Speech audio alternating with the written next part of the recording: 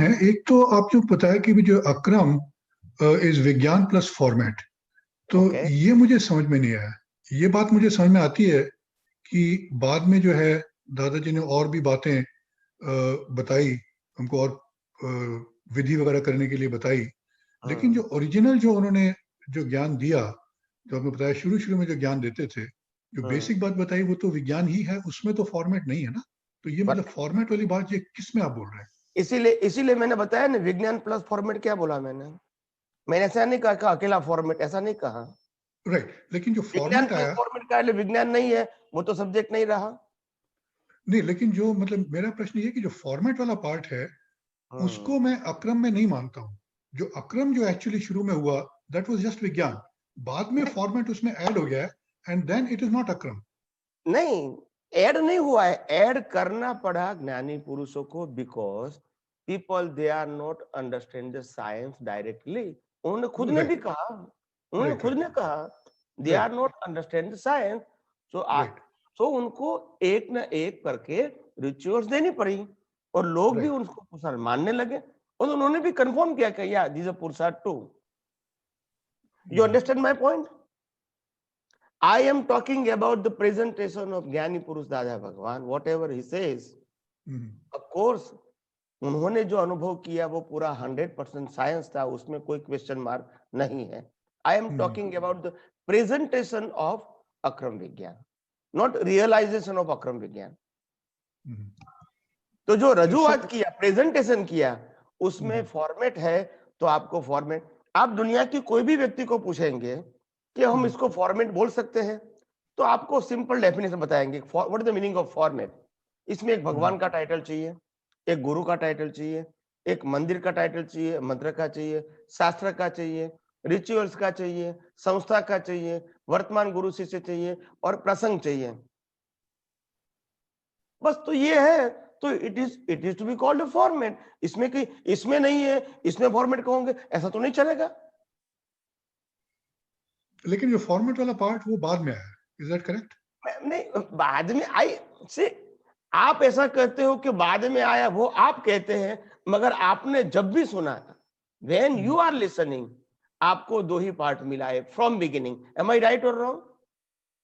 Right, right. That's it. और आज भी वही बात करेंगे। तो देखो, महावीर ने क्या कहा, वो इंपॉर्टेंट बात नहीं है। आज महावीर को प्रेजेंट करने वाले क्या कहते हैं, वही आप सुनेंगे ने, यस और नो? Ji, that's it. तो इसीलिए आज जो महावीर को प्रेजेंट करता है, वही आप बात सुनेंगे, और वही आप कहेंगे दूसरे को, तो मतलब वो महावीर की बात नहीं है। राइट, टाइटल जरूर उनका है। राइट। तो हर बातों में हमको ये देखना है, हर बातों में, कि आखिर हमको विज्ञान क्यों समझ में नहीं आया। ये हमारे लिए सबसे बड़ी कमजोरी है। बात ये नहीं है कि दादा भगवान ने क्यों नहीं कहा, वो उनके संजोग थे, क्या करेंगे। आप एक अच्छे एजुकेटेड व्यक्ति है, लर्नेड व्यक्ति है, आप संस्कारी व्यक्ति है, सभ्यता वाले व्यक्ति है, मगर आपका लड़का आपका नहीं मानता है, और कहीं बैड हैबिट में चला गया, आपके कहने पर भी नहीं माना। अभी आप क्या करोगे? आप यही करोगे भी कम से कम वो हैबिट, बैड हैबिट में चला गया, धीरे धीरे करके वापस आ जाए, बंद हो जाए तो अच्छी बात है। तो that is the process you have to do. अगर वो ऐसा नहीं है तो आपको प्रोसेस की जरूरत नहीं है। ऐसे जब ज्ञानी पुरुष दादा भगवान को जब ऐसे संजोग मिले कि जो महात्मा मिले, आप इसमें आप चरण विधि सॉरी आप्तवाणी में आप पढ़ सकते हैं कि लोगों ने क्या प्रश्न किया, तो वो आप पढ़ सकते हैं। इससे आप तो सार निकालो कि लोगों ने क्या प्रश्न किया है, मूल साइंस का प्रश्न किया है, और दादा भगवान ने जो 5 आज्ञा रिचुअल्स दिया, कीर्तन भक्ति सामायिक प्रतिक्रमण, वो कैसे करना, और सामाजिक प्रश्नों का सॉल्यूशन कैसे लाना, वही प्रश्न ज्यादातर किया है, और विज्ञान का प्रश्न किया है। आप इसमें ऑब्जर्व करके आप खुद उसमें सार निकाल लेना। जी। तो प्रिंसिपल की बात है, यहां इफ एंड बट नहीं है। मैंने जो कहा वो बिल्कुल सभानता से कहा है कि साइंस प्लस फॉर्मेट कहा, अगर हम अन्य धर्मों की बात करेंगे तो हम सिर्फ फॉर्मेट बोलेंगे, साइंस नहीं बोलेंगे। राइट। जैन, वैष्णव, सिख, स्वामीनारायण, जितने भी धर्म है, हम कहेंगे इट इज ओनली फॉर्मेट। और अक्रम विज्ञान में मैंने कहा साइंस प्लस फॉर्मेट, ये बिल्कुल precise and perfect word use किया है। और कोई भी व्यक्ति अगर जाएंगे, देखेंगे एनवायरमेंट, तो वो स्वीकार करेंगे साइंस भी है और फॉर्मेट भी है, स्वीकार भी करेंगे वो देखकर। और यहाँ अध्यात्म विज्ञान में जो भी सुनेंगे, इसको मालूम है कि स्वामी जी फॉर्मेट की बात ही नहीं करते हैं, ये भी सुनेंगे। एम आई राइट और रॉन्ग? जी। तो ये तो ओपन टू स्काई है ना, इसमें उसमें कोई लेकिन स्वीकार ना स्वीकार करने की। हाँ बोलिए प्लीज प्लीज। ये मैं समझने के लिए पूछ रहा हूँ प्रश्न कि जो या। सुबह जब ये सत्संग करते हैं, उसके पहले हम प्रार्थना करते हैं, बाद में शुद्धात्मा की प्रार्थना करते हैं, तो ये क्या फॉर्मेट में नहीं जाता इसका प्रार्थना? मतलब ये प्रार्थना और वहां जो विधि बताई उसमें क्या डिफरेंस क्या है? Correct, good answer, good question, good question. ये हमारी प्रार्थना है, ये हमारी प्रार्थना है, ये प्रार्थना वन काइंड ऑफ रिचुअल्स है, और वो भी उदय कर्म है। मैंने पहले भी कहा मन वचन काया से जो कुछ भी होता है वो कुदरती रचना है, उदय कर्म है। मैंने ये भी कहा है कि मैं जो आपको बता रहा हूँ वो भी कुदरती रचना है और उदय कर्म है, वही बताया है मैंने जी। और इसीलिए उनके लिए अलग ऐसा तो नहीं होगा ना। मगर मेरी जबान में जो विज्ञान निकलता है, ये जो बिगिनिंग का पार्ट है वो मेरी फॉर्मेलिटी है। जैसे हम कहीं जाते हैं तो भगवान को वंदन करते हैं, व्यवहार में माता पिता को वंदन करते हैं, वरील को वंदन करते हैं, पर वो सब्जेक्ट नहीं है, वो हमारा कल्चर है और फॉर्मेलिटी है।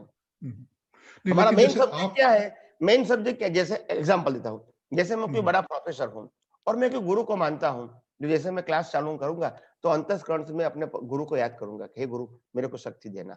या कोई प्रवचनकार है, पब्लिक में प्रवचन करेंगे तो किसी न किसी को व्यक्ति को याद करेंगे और फिर बाद में शुरू करेंगे। तो मेरा कहने का मतलब ये प्रकृति में तो फॉर्मेलिटी रहेगी, मगर फॉर्मेलिटी को पुरुषार्थ मानना वो साइंस नहीं है। नहीं, लेकिन क्या होता है कि जैसे आप सत्संग करते हैं, उसके पहले आप ये प्रेयर करते हैं, तो हम जो सुनने वाले हैं, तो हमको ऐसा लगता है कि हमको भी ये प्रेयर करनी चाहिए। और उसी तरह से मुझे लगता है दादा भगवान का भी उन्होंने कहा कि मैं ये नवकल में पहले से करता आया हूँ, तो उसका रिजल्ट अभी मेरा ज्ञान खुला हुआ। तो हम भी जो बातें सुनते हैं तो हमको लगता है हमको भी करनी चाहिए। तो इसी तरह से जब आप करते हैं तो हमारे मन में होता है। आपने बहुत अच्छी बात कहा कि भी आप करते हैं तो महात्मा भी करेंगे, इट इज गुड। और दादा भगवान भी कहते थे कि मैं नौ कलम करता था और इसीलिए आप कीजिए। अभी आप सिंपल देखिए, मैंने कभी कहा कि मैं जो करता हूँ वो आपको करना है? नहीं। मैं जो पहले बिगिनिंग में बोलता हूँ वो आपको बोलना है? कभी भी मैंने सत्संग में कहा? और ये आपका पुरुषार्थ है वो भी कहा? आपको बोलना चाहिए डेली, वो भी मैंने कभी कहा? कभी भी कहा? नहीं। तो वही तो उदय कर्म है। ओके, तो उसका मतलब हमारे लिए मैंने आपको लेबल लगा दिया है कि ये पुरुषार्थ है, आपको हर रोज करना ही चाहिए, तभी आपकी प्रगति होगी। तब मैं समझता हूं कि मेरी साइंटिफिक विजन और ये दोनों करेक्ट नहीं है, या तो सिद्धांत में नहीं बैठता है, व्यवहार से करेक्ट है, सिद्धांत में नहीं बैठता है। तो मतलब आप जो करते हैं ये प्रार्थना, उसका हमारे उसके ऊपर कोई लेना देना नहीं, हम करें कि ना करें इसका कोई इम्पैक्ट नहीं है? कोई नहीं, ये प्रकृति की सद्भावना है। जैसे आज भी मैं मंदिर में जाता हूँ जी, कहीं कोई भी जगह जाता हूँ, टाइम है मंदिर में जाऊंगा, कोई धर्मगुरु होंगे उनको मिलने के लिए भी जाता हूँ। तो आप कहेंगे स्वामी जी आपका पुरुषार्थ है? मैंने कहा नहीं, उदय कर्म है मेरा। तो लोग कहते स्वामी जी आप मंदिर में जाते हैं, कोई धार्मिक स्तुति बोलते हैं, कोई गुरु भगवंतों को वंदन करते हैं, उनके साथ सत्संग करते हैं, तो आप ऐसा क्यों करते हैं? तो मैंने कहा तीर्थंकर भगवान पैदा होते हैं, फिर शादी करते हैं, बच्चे होते हैं, युद्ध करते हैं, क्यों करते हैं? वो क्यों करते हैं? समझ में आता है, राइट। तो ये उदय कर्म है, तो ये उदय कर्म नहीं? नहीं, मतलब ये डेली हम करते हैं तो इसलिए ऐसा लगता है कि this is part of it, ऐसा लगता है। नहीं नहीं नहीं नहीं नहीं, नहीं इसीलिए क्लियर। ओके, आपकी बात सही है, मगर आपने क्या प्रश्न किया तो मैंने उत्तर दे दिया। It is not part of. मैंने पहले भी कहा है कि मैं जो विज्ञान कहता हूं वो विज्ञान कुदरती कानून और कुदरती रचना के ऊपर आधारित है। जी जी। तो ये मैंने कितनी बार कहा है, ऐसा नहीं कहा है कि मैंने कभी कभी बोला है और फिर कभी ये भी बोला है कि आपको ये भी बोलना है, ऐसा भी मैंने नहीं कहा। राइट राइट राइट मतलब my vision is very clear. Right right I never create the confusion in your mind. नहीं, जो आप आपने जो बताया, हम्म, आपने जो बताया कि ये मेरा उदय कर्म है, हम्म, मैंने उस तरह से कभी सोचा नहीं हो, तो दैट इज अ गुड और आप क्लैरिफिकेशन। सबका, आप जो रिपीट कर रहे हैं ना, वो भी आपका उदय कर्म है। जी। तो उदय, आप समझो, मैं एग्जांपल देता हूं आपको, पहले जरा ध्यान से सुनना जरा।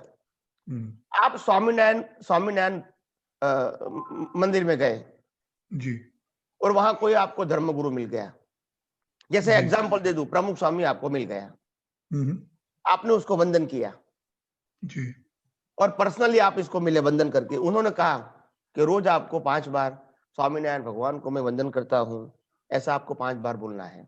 आप मेरे पास आए, जी बस मेरी ये शिक्षा है। आपने कहा, जी जैसे आपने कहा, मैं आपको स्वीकार करता हूं।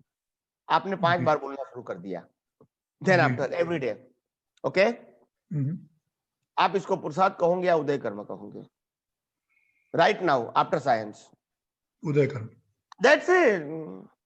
फिर मैं कहूंगा भाई आप 5 बार क्यों बोलते हैं? फिर आप कहोगे गुरु ने कहा है, गुरु ने कहा वो भी उदय कर्म, आप बोलते हैं वो भी उदय कर्म, कल बंद कर दोगे वो भी उदय कर्म। फिर तो मैं दूसरा उनको गुरु मिला, फिर दूसरा गुरु मिला, उन्होंने ये कहा और आपने किया भी, तो भी आपका उदय, क्योंकि मिला वो भी उदय कर्म, कहा वो भी उदय कर्म, स्वीकार किया वो भी उदय कर्म, किया नहीं किया वो भी उदय कर्म। तो उनका मान रखने के लिए मैं बोलूं कि मैं करूंगा और फिर ना करूं तो वो भी उदय कर्मी है। क्योंकि प्रकृति है ने, प्रकृति इज जी totally control and govern by the law of nature. आपने माना कि मैं मान के लिए कर रहा हूं। कई लोग ऐसे हैं, दादा भगवान को ज्ञान लेने के बाद लाइफ में कभी मिले नहीं है, तो क्या वो अपमान है?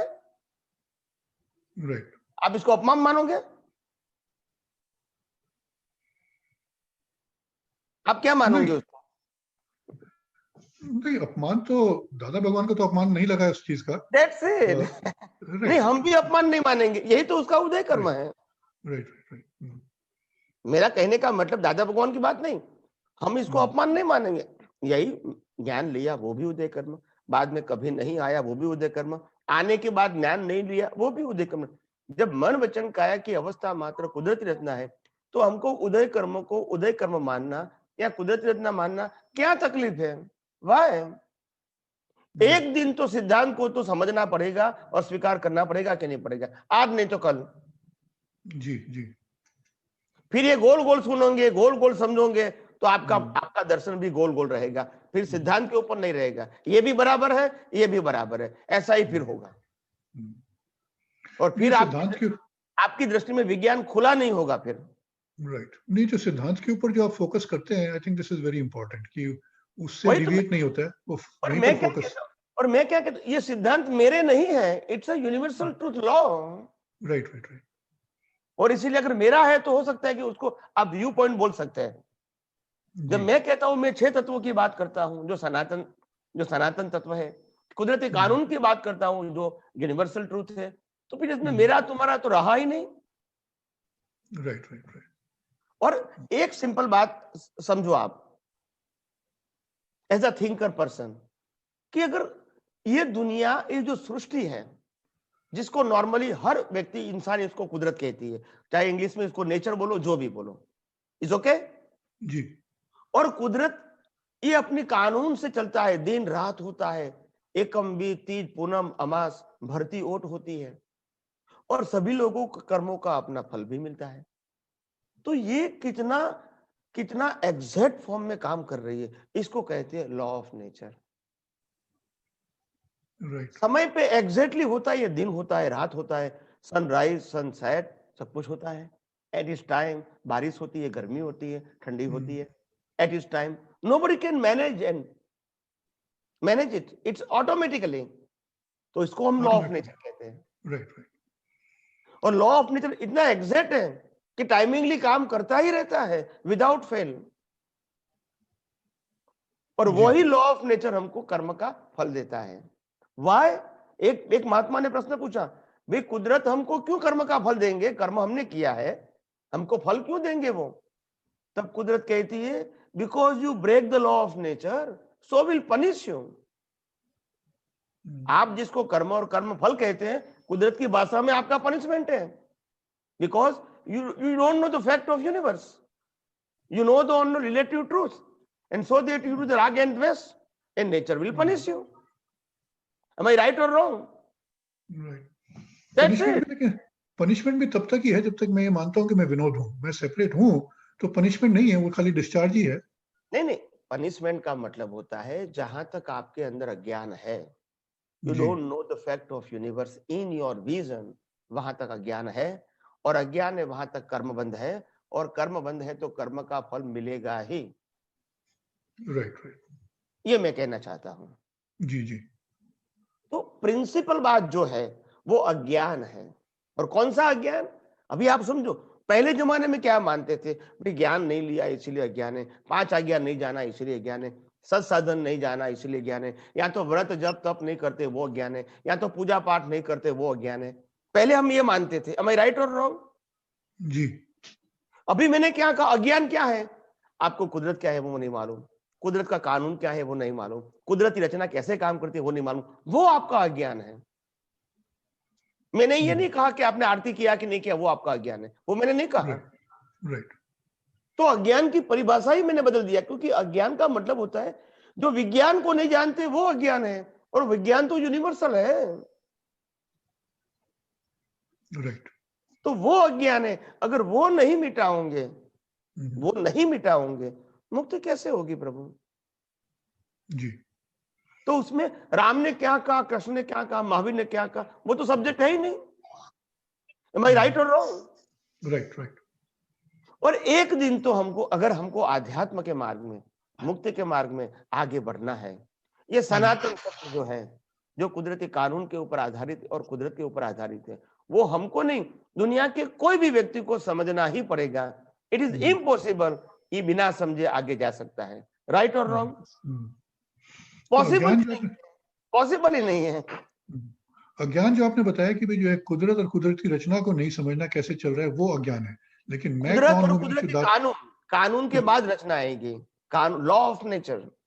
राइट। कुदरत इज अ 6 इटर्नल एलिमेंट्स, जिसे दुनिया बनी है, दुनिया चलती है, हमारा मन वचन काया भी वही 6 तत्वों से बना है और चलता है। ठीक है, तो ये कुदरत आ गया। कुदरती कानून का मतलब लॉ ऑफ नेचर, जो सबके लिए एक ही है। और दूसरी बात, उनसे बनी हुई जो अवस्था है, इसको मैं कहता हूं कुदरती रचना। तो कुदरती रचना वो रिजल्ट के फॉर्म में है। तो कुदरत जो आपने बताया, कुदरत फिर से बताइए, कुदरत किसको कहा आपने? कुदरत, कुदरती कानून और कुदरती रचना। तो कुदरत किसको बताया? 6 eternal elements.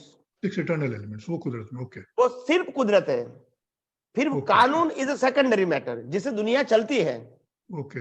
Elements is a permanent, and law is applicable as a create the circumstances. जैसे दिन होता है, रात, वो टेम्पररी है, भर्ती होता है, ओट होता है, दिन होता है, रात होता है, सनराइज, सनसेट, बारिश, ठंडी, गर्मी, ये सब टेम्पररी है। अच्छा, मैं कुदरत और कुदरती रचना को एक ही उसमें ले रहा था कि कुदरत तो पूरा नेचर में है, तो मेरा ओके, तो वो क्लैरिफाई हुआ। एक प्रश्न और पूछ सकता हूँ? Yes please please. ये जो आपने जो बताते हैं कि भी जो कुदरती कानून है, कुदरती रचना है, तो इससे ये व्यवस्थित को समझने में हेल्प मिलती है कि भी जो है ये एक नेचुरल क्रिएशन है, तो थोड़ा सा उसकी अंडरस्टैंडिंग बेटर होती है। तो इसी तरह से आप एक ये यूज करते हैं कि भी जो है मोक्ष के लायक सहायक मुझे प्रकृति प्राप्त हो। तो ये मोक्ष के लायक सहायक ये वर्ड्स हैं, लेकिन इसका एग्जैक्टली मतलब के समझ के साथ हम करें तो शायद उसका इम्पैक्ट ज्यादा होगा। तो उसके पीछे क्या समझ है? मोक्ष के लायक और सहायक संयोग प्राप्त हो।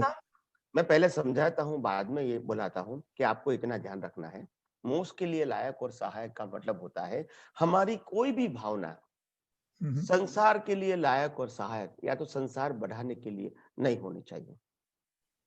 Facilities with body not, we don't require it. मगर मेरा ज्ञान दर्शन जो है, इसको अवरोध करने वाला संयोग नहीं चाहिए, सपोर्ट करने वाला चाहिए। मैं मोह में फंस जाऊं, ऐसा नहीं चाहिए। मैं कैसे निर्मोही बनूं, कैसे वितरागी बनूं, कैसे वितराग में पक्का हूं, ऐसा मेरे को संयोग अनुभवी ज्ञानी मिले, पुरुषार्थ वाला मिले, सहायक मिले, ताकि हम मुक्ति के मार्ग में आगे बढ़े। मैं संसार में डूब जाऊं, ऐसा सर्कमस्टांसेस मेरे को नहीं चाहिए। दैट इज माय ये मेरी प्रार्थना है, ये मेरी भावना है, ये मेरा इंटेंशन है today. So nature will give you the result has per your intention. तो ये जो मेरी भावना होती है कि भी जो मैं अपना अज्ञान दूर करूं, कि भी जो मेरे अंदर अज्ञान भरा हुआ है, तो जो मोक्ष मार्ग के लायक और सहायक तो संयोग ठीक है, कुछ है कि भी जो है मुझे ज्ञानी पुरुष प्राप्त हो आगे भी, वो उस तरह के संयोग हैं, लेकिन बेसिक जो मोक्ष मार्ग के लायक और सहायक वो तो संयोग नहीं है, वो तो मेरी ज्ञान दशा है. ज्ञान दशा में अगर मेरे को ये है कि भी मैं शुद्धात्मा हूँ और ये कुदरती रचना, कुदरती कानून ये सब अलग है, तो वो ही उसमें फिर संयोग कुछ भी हो तो मेरा मोक्ष मार्ग के लायक सहायक तो वो अंडरस्टैंडिंग ही हुई ना, उसमें संयोग का इतना रोल नहीं है. बताओ मैं ये क्यों, ये मेरे को क्यों बोलना पड़ा हम्म. कि आज इस बर्थ में आप पूरा साइंस नहीं समझ पाए, तो आपको आगे का साइंस समझाने वाला चाहिए जी. इसको मैंने लायक सहायक बोला. अगर आप संपूर्ण विज्ञान समझ गए हैं तो फिर एप्लीकेशन की जरूरत है, that's it, through your vision. मगर संपूर्ण नहीं समझ सके, इसीलिए हमको लायक और सहायक भी चाहिए कि भाई नेक्स्ट बर्थ में मेरे को अनुभवी पुरुष प्राप्त हो ताकि जो कुछ भी बाकी है आगे बढ़ने का वो मेरे को आगे का रास्ता दिखाए. तो इसीलिए मैंने लास्ट बर्थ में तो एप्लीकेशन के लिए जो मतलब जो 8 से 11 की जो स्टेज होती है उसके अंदर ज्ञानी पुरुष की जरूरत नहीं है, वो अपने ऊपर है. नहीं है. लास्ट बर्थ में तीर्थंकर वो भी अपने आप मिलेगा, आपने व्हेन यू क्रॉस द 11 अपने आप मिलेगा, राइट, अपने आप मिलेगा बिकॉज ऑफ योर क्वालिफिकेशन. तो 8 to 11 में उसकी कोई जरूरत नहीं है, खाली अप टू 7 जरूरत है उसकी. ऑफ कोर्स, क्योंकि जब समझे ही नहीं 100% तो एप्लीकेशन तो होगा ही नहीं. Right. Okay. That is the reason. Okay. तो ये साइंस इतना क्लियर है और इतना प्रिसाइज है और इतना पर्टिकुलर है कि किसी को इसमें से कोई कंफ्यूजन क्रिएट ही नहीं होता है अगर समझ में आने के बाद. नहीं समझ में आता है तो प्रश्न हो सकता है, आई एग्री, मगर मैं पूरा समझाने के लिए तैयार हूं. और इसलिए तो मैं कहता हूं ये मेरा दर्शन है, ये नॉलेज नहीं है. जी जी. मतलब it's a vision and it is a permanent and 24 hours. ऐसा नहीं कि आज मैं अलग कहूंगा, 6 महीने के बाद अलग कहूंगा, 1 साल के बाद अलग कहूंगा. नहीं, it's not vision, it's knowledge. Right. तो विजन में नो इफ एंड बट आप 20 साल के पहले जो तो भी यही रहेगा, आज भी यही रहेगा, 20 साल के बाद भी सिद्धांत यही रहेगा. दुनिया इसको माने या ना माने, सिद्धांत कभी परिवर्तन नहीं होंगे. जी. और ये इसी प्रकार की मैं प्रकृति प्रेजेंटेशन में लेकर आया हूँ. प्रेजेंटेशन में, क्योंकि प्रेजेंटेशन तो मेरा उदय कर्म है, ठीक है. दादा भगवान का प्रेजेंटेशन ये था, ये उनका उदय कर्म था, ये मेरा उदय कर्म है. मैंने पहले ये सब, ये ज्ञान विधि की, 5 आज्ञा की, सत साधन की, कीर्तन भक्ति की, या तो सामायिक प्रतिक्रमण की, सब बात मैंने 20 साल तक किया था. कितना? 20 साल तक. हाँ, मैंने कहा था सबको. ऐसा नहीं कि मैंने नहीं कहा है, कहा था मैंने. मगर जब धीरे धीरे मालूम हुआ, जैसे अंदर का ज्ञान ओपन होता है तो मालूम हुआ कि आप इस प्रकार से बातें करते हैं, तो फिर साइंस और रिलेटिव ट्रूथ ये दोनों कॉन्ट्राडिक्ट हो जाता है. दुनिया के लोग धर्म की बात करते हैं, वही बात तुम करते हैं, बट विद साइंस करते हैं, तो people they are in put in confusion. इधर मेरा मन काया की अवस्था मात्र कुदरती रचना है वो बोलना है कि मेरे को रियलाइज करना है. अगर रियलाइज करना है तो मैं मन वचन काया की कोई भी क्रिया को पुरुषार्थ मानूंगा, तो रियलाइज कैसे होगा? तो जिस समय आप बोलते हैं कि जो 20 साल आपने किया है ये सब, हाँ, तो वो 20 साल में आपकी वो क्लैरिटी उस समय नहीं थी, उसलिए करते थे या क्या? क्लैरिटी थी, मगर circumstances, because I am with the संघ 100%, और मैं कुछ उससे आउट ऑफ सब्जेक्ट बोलूं तो लोगों का विरोध होता था. ओके, तो मतलब आप नहीं चाहते हुए भी कुदरत ने ही मेरे को संजोग दिया. ये भी संजोग कुदरत ने दिया है, वो भी तो संजोग दिया था. अंदर से आप जानते थे कि भी ऐसा करना की कोई जरूरत नहीं है, लेकिन फिर भी आप बोलते थे. I am in circumstances, you know, I have to speak. Right. Okay. तो इसीलिए, और कहीं कहीं बीच में मैंने ऐसी क्रांतिकारी बात बोल भी दिया है, इसका रिएक्शन भी आता था. जैसे आपको मालूम है कि मैंने सबके सामने 10,000 पीपल के सामने दादा भगवान की जन्म जयंती पर मैंने कहा था सबके सामने कि दादा भगवान की जन्म जयंती हो सकती है. अभी ऐसा कोई बोलेगा मंच पर से? कोई बोलेगा? और वो भी जन्म जयंती का प्रसंग है, 101 में जन्म जयंती, और हम पूरे स्टेज पर बैठे हुए आपता पुत्र है, और यहाँ 10,000 व्यक्ति नीचे बैठा है, और मैं सत्संग यहाँ से शुरू करता हूँ, स्टार्ट सत्संग फ्रॉम दैट सेंटर कि कविराज दादा भगवान की जन्म जयंती हो सकती है। ऐसा कोई बोलेगा? कोई नहीं बोलेगा ना। तो ये एब नॉर्मल प्रकृति में लेकर ही आया था, तो इसका विरोध भी होता था, ऐसा नहीं कि नहीं होता था, मगर कहने का मतलब है, मैंने कहने का प्रयास तो किया, मगर कुदरत मेरे को संपूर्ण विज्ञान बुलाने के लिए संजोग देना चाहती थी, तो धीरे धीरे धीरे करके ये संजोग बना। मैंने ऐसा बनाया ऐसा मैं नहीं कहूंगा। जी। आप समझे? तो वो भी मैंने कहा था, वो भी मैं कहता था, मैंने कहा ना आपको, मैं कहता था, वो ऐसा नहीं कि नहीं कहता था। उसके पहले मैं जैन धर्म की भी बात करता था, मैं, क्योंकि I am born as a Jain. तो साधु साध्वियों के पीछे में जाता था, तो उस समय की वो बात करता था, ऐसा नहीं कि मैं नहीं करता था। तो वो जब जैन की बात करते थे, तो वो ये ज्ञान खुला होने की पहले की बात है? पहले वो पहले की बात है जी। वो केवल शास्त्रों की बात थी, on a base of scripture. जी जी जी। जैन धर्म की फिलोसॉफी का बेस पर मैं बात करता था दादा को मिलने से पहले। जी। उसके बाद भी किया, मगर उसके बाद में अंदर विज्ञान, अक्रम विज्ञान और जैनिज्म दोनों मिक्स आता था। फिर अक्रम विज्ञान और अध्यात्म विज्ञान मिक्स हुआ, फिर ये अध्यात्म विज्ञान आया। ऐसा संजोग बनते बनते ये आया। तो ये सब प्रक्रिया है। एनीवे, आपको धीरे धीरे सब कुछ समझ में आ जाएगा कि what is the power of science. और साइंस का पावर है, ये मेरा पावर नहीं है, ये साइंस का पावर है। जितना समझोगे अनुभव आपको होगा। इसमें मेरे ब्लेसिंग की जरूरत नहीं है, मेरे गाइडेंस की जरूरत है, ब्लेसिंग की जरूरत नहीं है। In a science, not require the blessing. It's required the proper understanding, proper application, and proper experience. That's it. Right, right. अगर आप समझेंगे नहीं, फिर मैं कहूंगा मैं आपको आशीर्वाद दूंगा, तो अनुभव नहीं होगा भैया। ये कोई चमत्कार की तो बात है नहीं। धर्म के अंदर और समाज के अंदर वो चलता है रिलेटिव ट्रूथ के हिसाब से। It's okay. ओके।